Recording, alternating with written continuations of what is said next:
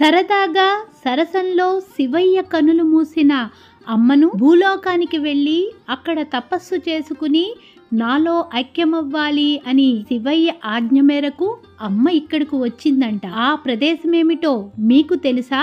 భూలోకానికి వచ్చిన అమ్మ మొదటిగా గౌతమ మహర్షి ఆశ్రమానికి వెళ్ళింది. మరికొన్ని ప్రాంతాల్లో అమ్మ తపస్సు చేసుకుని చివరిగా ఈ ప్రాంతాన్ని చేరుకుందంట. ఆ ప్రాంతం ఏమిటో మీకు తెలుసా? అయితే ఇంకెందుకు ఆలస్యం, నాతో పాటు మీరు కూడా ఆలయాన్ని దర్శించుకోండి. అందరికీ నమస్కారం అండి, నేను మీ రశ్మితో ఛానల్ కు స్వాగతం. కొండ కింద అన్ని రణగణ ధ్వనులు మనకు వినిపిస్తున్నప్పటికీ చుట్టూ జన నివాసాల మధ్య ఈ ఆలయం పచ్చని వాతావరణంలో చిన్న కొలనుతో ఎత్తైన కొండపై ఈ ఆలయం నెలకొని ఉందండి. ఇక్కడ బోర్డు ఉంది కదండి, ఇక్కడ ఫారెస్ట్ అధికారుల అనుమతి లేకుండా లోపలికి వెళ్ళకుండా కంచె కింద పెట్టేశారనమాట. ఇక్కడ అరుణాచల కొండకు ఈశాన్య దిశలో ఉన్న చిన్న గుట్టపై ఈ ఆలయం నెలకొని ఉంది. ఇక్కడ చూసారా ఎంత పెద్ద పెద్ద సపోటా పళ్ళు ఉన్నాయో. ఈ చెట్టుకి అన్ని సపోటా పళ్ళు అండి, కానీ అన్ని పచ్చిగా ఉన్నాయి. ఇక్కడ కింద పడిపోయినవన్నీ ఏమో కోతులు కొరికేసి పాడేసి ఉన్నాయి అన్నమాట.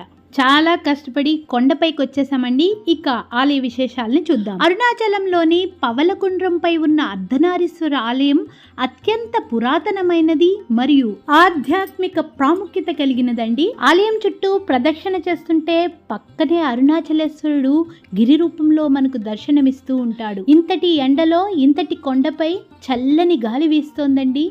మరొక వైపు అరుణాచలేశ్వరుడి యొక్క గోపురాలను కూడా మనం దర్శించుకోవచ్చు. ఓం నమో అరుణాచలేశ్వరాయ నమః. అమ్మ శివయ్యకై ఎంతో తప్పించింది ఈ ప్రాంతానికి చేరి పవళకుండ్రం అంటే పగడపు రాయి. ఈ పగడపు రాయి కొండపై కూర్చుని అమ్మ శివయ్యకై అత్యంత దీర్ఘమైన తపస్సు చేసిందట. ఈ సందికేశ్వరే ఇక్కడ క్షేత్రపాలకుడిటండి. అమ్మ తపస్సుకు సంతసించిన శివయ్య తన శరీరంలో సగభాగాన్ని అమ్మకు ఇచ్చివేశాడు. ఆ రూపమే అర్ధనారీశ్వర రూపమండి. ఆ అర్ధనారీశ్వర రూపంలోనే అమ్మ అయ్యా అరుణాచల గిరికొండలో లీనమయ్యారు అని పురాణాలు చెబుతున్నాయండి.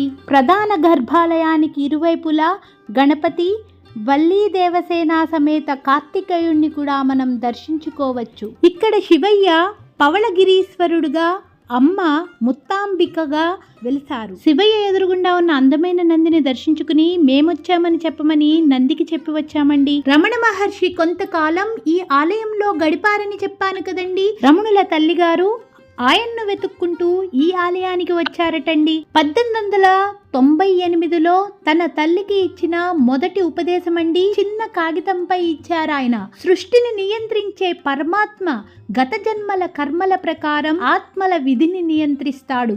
జరగకూడదని నిర్ణయించబడినది మీరు ఎంత ప్రయత్నించినా జరగదు. జరగాలని నిర్ణయించబడినది మీరు ఎంత ఆపడానికి ప్రయత్నించినా తప్పకుండా జరుగుతుంది. ఇది నిశ్చితం.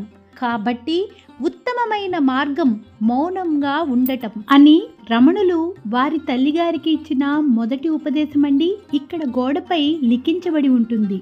ఈ ఆలయం పూర్వం రమణులు నివసించే టైంలోనే శిథిలావస్థలో ఉండేదిటండి. రమణాశ్రమం వారు ఈ ఆలయాన్ని తీసుకుని ఈ విధంగా పునరుద్ధరించారండి. ఇప్పుడు ఉన్న ప్రస్తుత ఆలయాన్ని 7 నవంబర్ 2016న పునరుద్ధరించబడి దీనికి కుంభాభిషేకం కూడా చేశారటండి. పార్వతీ అమ్మ ఇక్కడ తపస్సు చేసిన అద్భుతమైన ప్రదేశం, ఆ శివయ్య సాక్షాత్కరించిన ప్రదేశం ఈ ప్రదేశం.